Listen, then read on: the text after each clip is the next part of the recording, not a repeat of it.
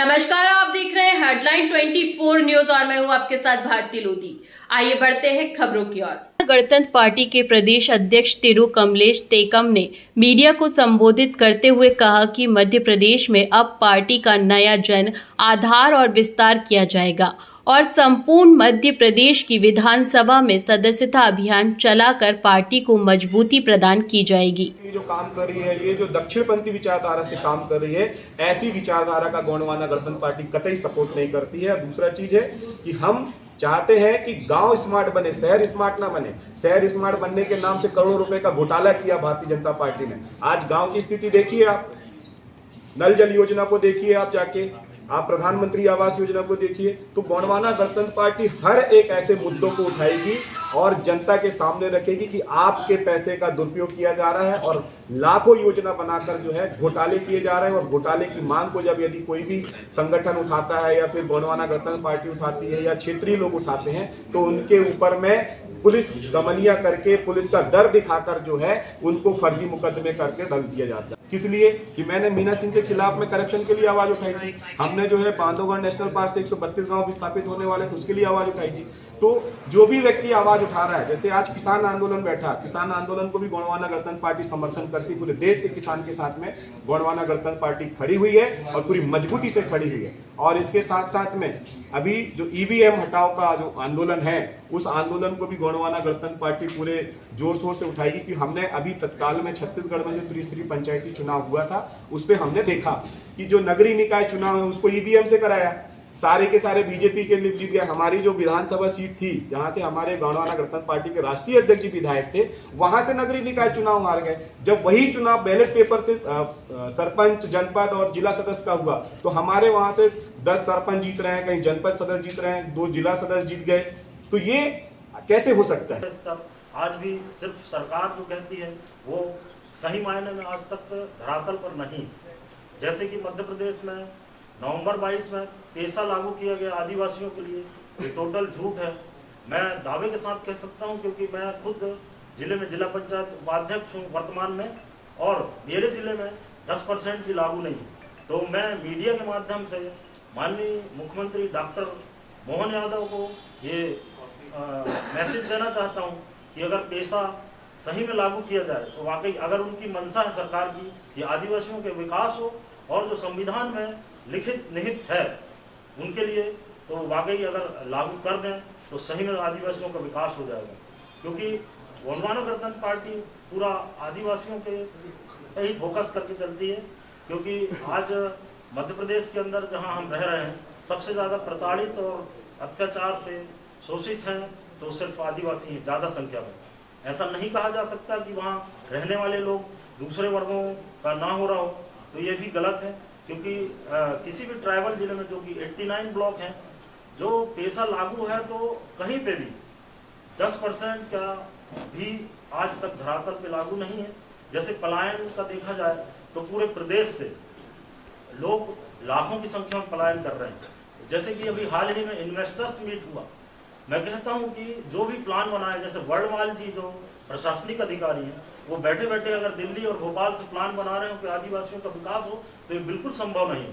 क्योंकि जल जंगल जमीन की हमारी लड़ाई है मैन, क्योंकि सारे ट्राइबल वहीं बसते हैं। और मध्य प्रदेश का जो 40% वन इन्होंने निजीकरण करने की कोशिश की है, तो इसका भरसक हम विरोध करेंगे। और गाँव-गाँव तक लाखों की संख्या में हमें जरूरत पड़ी तो विधानसभा घेराव तक की स्थिति आएगी, तो हम पीछे नहीं हटेंगे। क्योंकि हर आदिवासी आज से नहीं, सैकड़ों सालों से क्रांतिकारी रहा, और हमारे अधिकारों को अगर इस तरीके से छीना जाएगा तो राजनीति से हटके हम आंदोलन की चेतावनी देते हैं मीडिया के माध्यम से। और हमारे नेतृत्व में गोंडवाना गणतंत्र पार्टी के साथ साथ सभी संगठन मिलके ये आंदोलन को स्वरूप देंगे और सरकार से अधिकारों को छीन के रहेंगे। उपस्थित सभी मीडिया बंधुओं को मेरी ओर से सादर सादर सेवक है। जैसा कि मुझे जो मध्य प्रदेश का दायित्व दिया गया, तिरुमाल हमारे गोंडवाना गणतंत्र पार्टी के माननीय राष्ट्रीय अध्यक्ष जी फुलेश्वर सिंह मरकाम और संस्थापक गोंडवाना गणतंत्र पार्टी के पहलवासी दादा हीरा सिंह मरकाम जी, उनके सिद्धांत और विचारों पर चलने वाली पार्टी जो आज से 32 साल पहले पार्टी का निर्माण किया था दादाजी रसूल मकाम में, जो उनके कुछ विचार और सिद्धांतों को आगे प्लेटफॉर्म के साथ साथ जो आगे बढ़ाने की जिम्मेदारी मुझे मध्य प्रदेश की दी गई है, उसको मैं उन सिद्धांतों को रखते हुए पूरे मध्य प्रदेश में एक समाज और जो इस अंचल में रहने वाले सभी वर्गों के लोगों की उपेक्षा जो अभी वर्तमान सरकार के द्वारा की जा रही भ्रष्टाचार और अन्याय अत्याचार के खिलाफ जो 30 सालों से गोंडवाना गणतंत्र पार्टी संघर्ष कर रही है, उसी को मजबूती के साथ गांव-गांव तक ले जाने का प्रयास किया जाएगा हमारे द्वारा। और जो सफलता नहीं मिली, पहले 2003 में एक बार सफल हुई थी पार्टी शुरुआत के दौर में, और जैसा कि सभी जानते होंगे कि हमारी पार्टी सामाजिक रक्षा सुरक्षा को लेकर ज़्यादा ध्यान में रखते हुए सिद्धांतों को लेकर राजनीति करती है। उसी तरह से जैसे एक बार सफल हुए तो कांग्रेस और भाजपा जो दोनों पार्टी आज तक उन्हीं का शासन रहा है मध्य प्रदेश के अंदर, और गोंडवाना गणतंत्र पार्टी चूँकि उस समय उतना राजनीतिक नहीं हुई थी, तो कहीं ना कहीं उन्होंने राजनीतिक तरीके से गोंडवाना गणतंत्र पार्टी को पीछे रखा और कई तरह से तोड़ने का प्रयास किया। लेकिन उस 30 सालों के अंतराल में अभी जाकर कुछ राजनीतिक समझ भी है, और त्रिस्तरीय पंचायतों में ज़्यादातर हम छत्तीसगढ़, मध्य प्रदेश और महाराष्ट्र में सफल भी हुए।